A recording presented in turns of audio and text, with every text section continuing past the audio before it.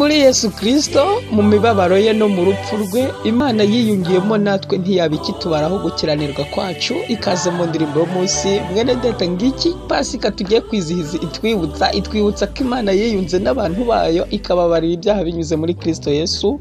Niyo mpamvu niba utariyunga n'Imana, iki ni igihe cyiza cyo kwiyunga n'Imana mbere y'uko Pasika iba, maze Imana ikakubabarira. Kubera ko Yohana yaranditse aravuga ngo kuko Imana itatumye umwana wayo mu isi gukira abari mu isi hiteka, ahubwo yabikoreye kugira ngo abari mu isi bakizwe n'uwo mwana. Nicyo gituma wemerewe nawe kubwira Imana ngo nshaka kwiyunga nawe muri iyi minsi ya mbere y'uko Pasika iba.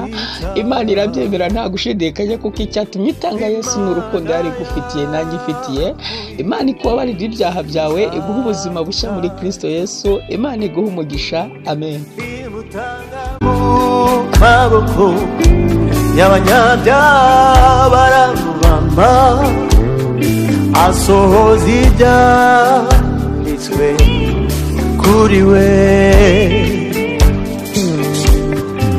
atanga ubugingo bwe kugera ku gupfa, kugira ngo aronke ubugingo bwa benshi.